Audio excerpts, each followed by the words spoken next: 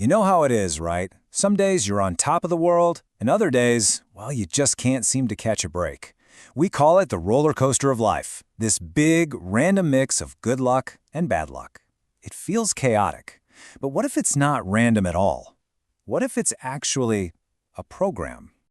I mean, really think about that for a second. What if your life wasn't random? What if every single thing that happens to you, your biggest wins, your smallest, most annoying frustrations, what if all of it was part of a meticulously designed system running for one single profound purpose?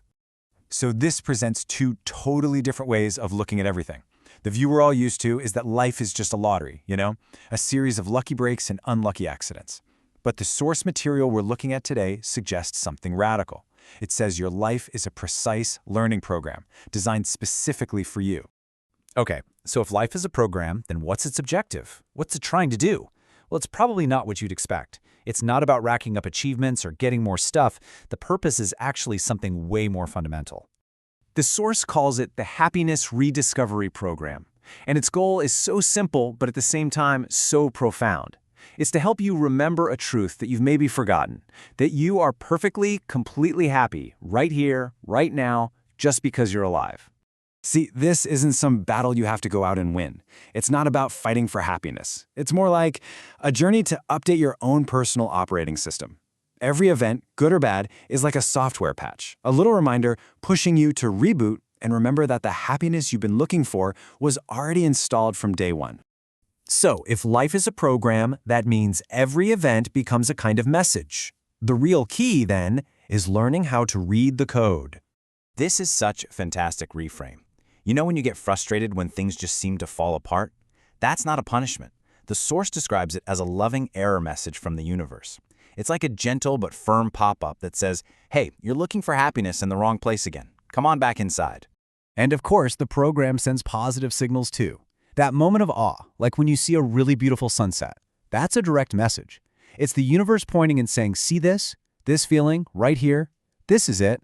This simple, profound joy is enough. You don't need anything else. But what about those nagging feelings we all get? I don't have enough money, or I don't have a partner, I'm not talented enough. Our source argues that even these feelings of lack are intentional features of the program. They're designed to push you into a corner, to make you realize a powerful truth. Your happiness can't depend on any of those external things. Your worth is inherent, it's absolute, it's unconditional, no matter what your circumstances are. Now, this whole idea of life sending us messages and course-correcting us, it naturally brings up the idea of karma, right? But let's look at karma through the lens of this program. It's probably not what you think it is. Yeah, just forget the whole idea of karma as some cosmic punishment or reward system. In this framework, karma is simply a balancing action. When your energy and your focus get too pointed outward, on what other people think, on possessions, on outcomes, karma just acts as a course correction. It's a gentle nudge from your own soul to bring your attention back inside. So karma's adjustment isn't a penalty. It's a redirection. It's gently guiding you away from all the external noise and back towards your inner self. It's helping you find the loving message hidden inside the challenge. And once you learn that lesson, once you truly get that your value is unshakable, the karma is resolved. The pop-up just disappears because you've gotten the message. Okay, so that's all the theory. But how does this actually work? How do we apply this in our daily lives when things get frustrating or just plain annoying? All right, let's try a really practical exercise that the source suggests. I want you to think of it like a treasure hunt. The bad luck you experience, that's the map. And hidden behind it is the treasure. A message of love and wisdom that's meant just for you. It's super simple. First, just pick a recent event, anything that made you feel upset or frustrated. Got one? Okay. Now for step 2, ask yourself this really powerful question. If this whole situation was a love letter from the universe designed to help me find happiness right this second, what would it say? And then, third, once you find that love, once you understand the message, the mission is cleared. That's it. Let's look at a couple of examples to see how this works. Say you missed your train. The bad luck story is all about being late and frustrated, but the love letter behind it might be saying, hey, slow down, just take a breath and look at the sky for a moment. Or what if someone criticized you at work?